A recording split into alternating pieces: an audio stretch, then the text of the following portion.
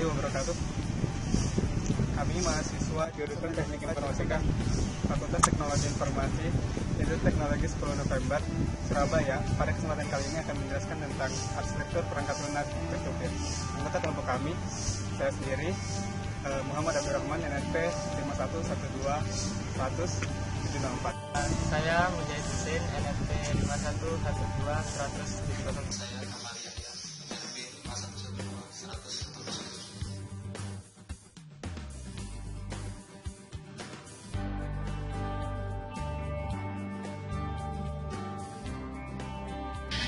Pengertian dari arsitektur peer-to-peer ini sendiri adalah suatu teknologi sharing, resource dan service antara satu komputer dan komputer lain, di mana satu komputer tersebut bisa bertindak sebagai klien ataupun server, hingga memungkinkan komunikasi dan pertukaran resource antar dua komputer secara langsung atau real.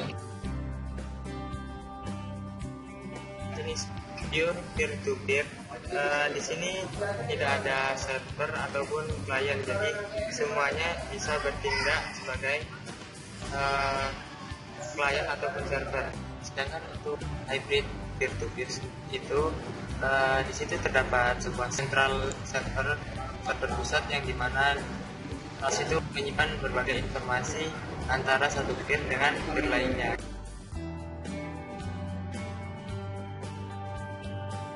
Studi kasus yang pertama yaitu terdapat dua buah user. User A dan user B itu harus dapat saling bertukar informasi. Ketika user A ingin mendapatkan informasi maupun file ke user B, begitu juga user B harus bisa mendapatkan file maupun informasi ke user A. Nah, bagaimana solusi dari permasalahan ini? Solusi permasalahan yang pertama, suatu user dengan user yang lain dapat saling bertukar informasi dan file dengan menggunakan aplikasi file sharing. Aplikasi file sharing ini memungkinkan setiap user dapat meminta file sekaligus mengirim file untuk user yang lainnya. Contohnya yaitu Napster. Napster ini adalah suatu aplikasi file sharing jaringan yang bertindak sebagai jasa penyedia file yang berupa musik. Ini adalah logo dari aplikasi Napster. Studi kasus yang kedua yaitu dalam satu warnet ini terdapat sebuah printer. Namun, semua komputer yang berada di warnet tersebut harus dapat terhubung ke printer tersebut. Bagaimana solusi dari permasalahan ini? Solusi permasalahan yang kedua, suatu printer dapat digunakan oleh beberapa komputer secara bersamaan dalam satu waktu dengan menggunakan aplikasi printer sharing. Aplikasi printer sharing memungkinkan semua komputer yang terhubung dapat menggunakan satu printer yang sama. Contoh dari printer sharing yaitu aplikasi Samba. Aplikasi Samba ini merupakan suatu program yang berfungsi menghubungkan alat cetak dan beberapa sumber daya lainnya agar dapat digunakan oleh banyak komputer.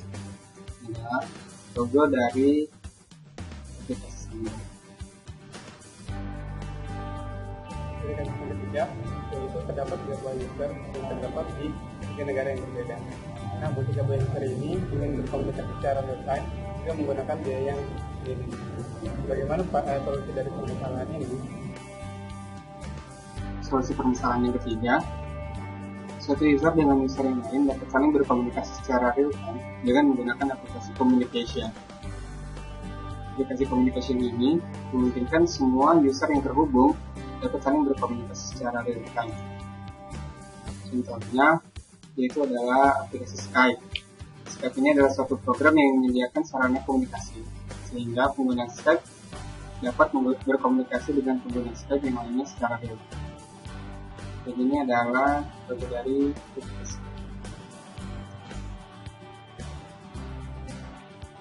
Pada sebuah sistem pasti akan memiliki sebuah kelebihan dan juga sebuah kekurangan. Untuk itu saya akan menjelaskan tentang kelebihannya terlebih dahulu. Yang pertama, semua klien dapat meminta sekaligus menyediakan sebuah data. Pada jaringan berkembang ini, semua komputer berfungsi sebagai klien dan juga sebagai server. Jadi bisa saling tukar-menukar data satu sama lain. Kemudian kelebihan yang kedua, biaya operasional lebih rendah jika dibandingkan dengan arsitektur klien server. Karena pada arsitektur peer-to-peer ini tidak membutuhkan memori yang besar untuk digunakan sebagai server, jadi biaya yang digunakan